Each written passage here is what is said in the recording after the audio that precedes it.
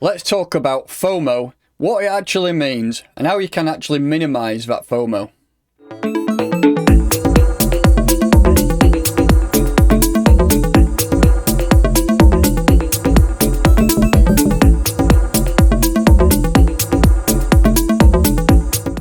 So hello and welcome to Operation Crypto, and welcome to a new video. First up, please make sure that you do like this video and you are subscribed. So in this video we're going to be talking about FOMO, what it actually is, the dangers of FOMO, and how you can actually minimize that risk of FOMO. So let's dive into this first. And what actually is it? So fear of missing out. So short term, for fear of missing out, the feeling when you see a huge green percentage growth on a chart and you don't own that coin, so you sell other coins to buy it into freaking out. As crypto trading is still very much driven by emotions rather than valuation, FOMO is a huge factor to consider when swing trading in crypto, and that goes for any type of trading. If you are swing trading, if you're a positional holder, if you're looking to get into a project as a long-term investment and you see it shooting up and you think, shit, am I going to get into this? Shall I buy in now? It's all about emotions and education, in my opinion. And we'll have a look at some examples and then we'll show you a well-known example. So this is a recent chart of Civic, which is CVC. It recently got listed on Coinbase. As you can see here, that was the day around the 5th, 6th of November. It started shoot up, and imagine your feeling now if you liked this project, you've been looking at it, you've been researching it for a while, and you see it going up from this candle. You then see it going up and think, oh shit, shall I buy? Am I going to miss the boat? Is this going to not stop going? It keeps going up, and then you buy here, and then look what happens. It massively retraces, and it obviously bounces back up here, but the example here is showing you that charts move up and up and up, but they also move down as well. And if you are looking to buy into a project that's done such a major move from these prices down, I mean, look, it was down at 0.02 and then it shot right up to 15 cents. That was an absolutely massive move, and people did buy in these weeks, and unfortunately it got sold into. What happens in cryptocurrency? Things retrace. If you buy a project that's on a big move like that, especially on like the beginning of a listing on a major exchange, you would expect it to pump, but you'd also expect people to sell. For example, people who bought at these levels need to sell at some point because they've got to take profit. So they would have sold up here, and that's unfortunately when people get wrecked. People buy at these levels and it comes down. I'm just going to play a video now. If you've ever heard of it, it's called Bogged. It's a well-known cryptocurrency video, and it just shows what happens when people FOMO and what other people are doing around the world when things can pretty much go all-time highs and all-time lows within space of, I don't know, an hour. Things can move really, really quick in crypto. So I'll play this video and it will give you a bit of a perspective to what actually happened.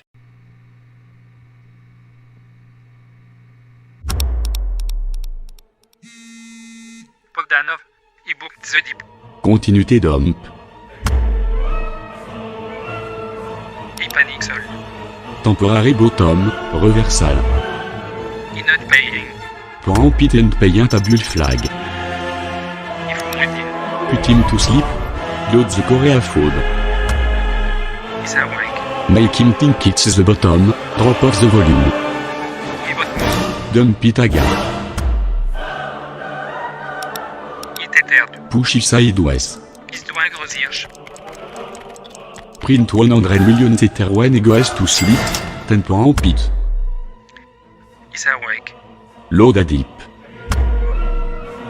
He books the dip. Sideways until he sleeps, then crash with the exact same Korea fund. Get Vitalik on the lane.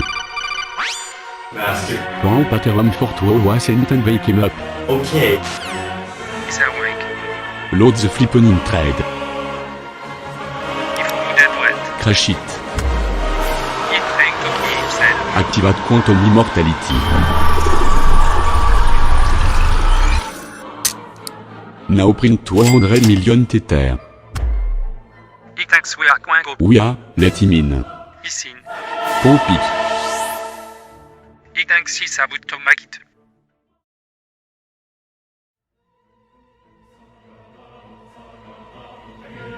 Kill him.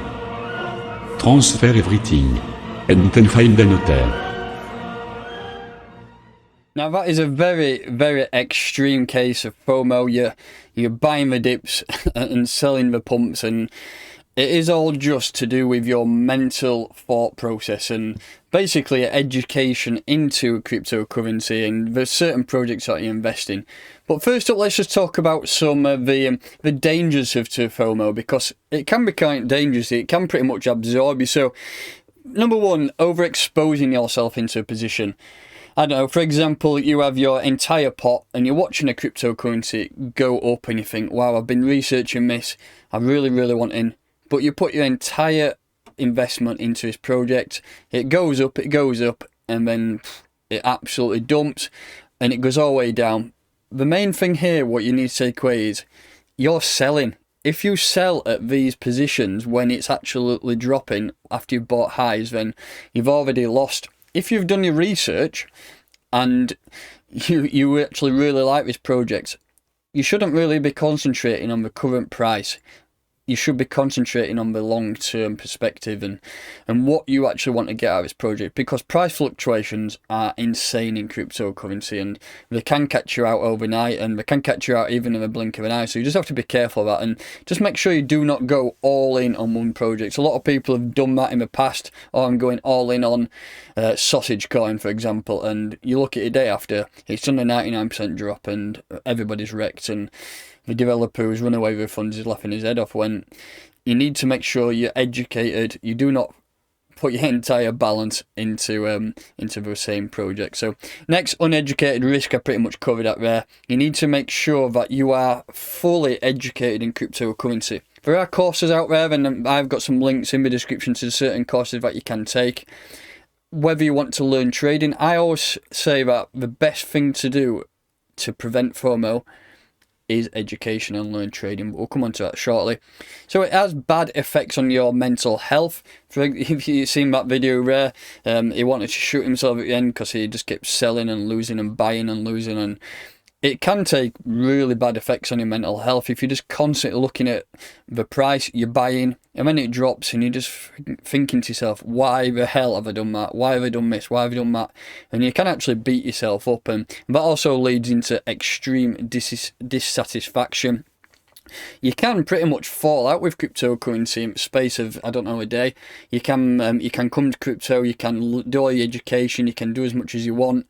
Then you see a massive price drop and you sell and you think, oh shit, well, I'm not happy with this, and then you leave crypto for good. That is extreme dissatisfaction, if I can say it out loud, and that is also part of your bad mental health. So you just need to be aware that you need to do education, you need to leave some emotion out of the game, because if you start bringing emotion into the game, then I think you've already lost there, and it is a hard industry to learn that.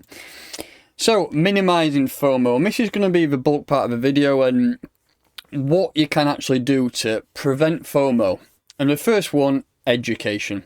I got a question the other day on my podcast asking, what is one of the biggest regrets that you have in cryptocurrency?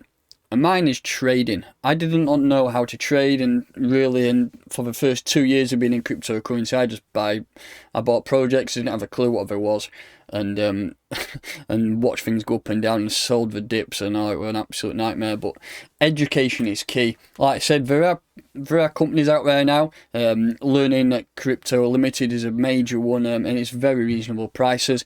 You can pretty much teach yourself how to trade. You can learn all the fundamentals about cryptocurrency, because crypto, it is a fastly moving space. It's a new industry. It's only been around 10 years when you consider, for example, the www time, the internet, and things have been going for years and years, whereas crypto is very, very new. And one major point I take away from this is education.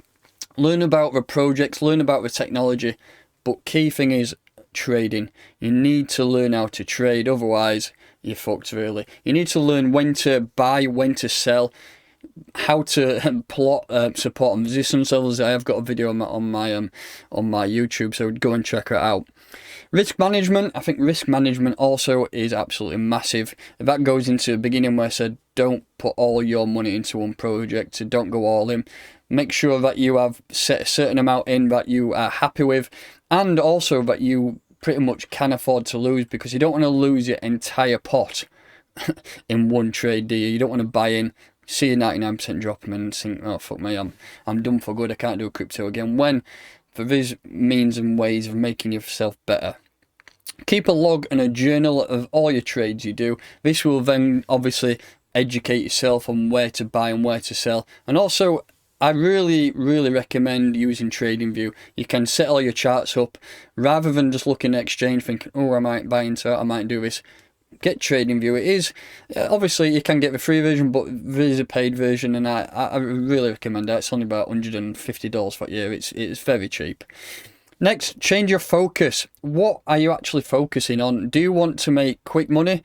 Then possibly you need to look at trading with smaller time frames and not going all in. Again, using risk management. My focus is long term in cryptocurrency. I look at projects that I want, I fully research them, and then I invest at levels where I am happy. Even if the price goes up and I buy in at a higher level than it actually drops 20-30%, I'm not interested in that drop. I'm looking at the long-term goal, and that is my focus. I'm focused long-term on cryptocurrency, so make sure your focus is right and what you want to achieve is actually achievable. And then finally, follow the right people.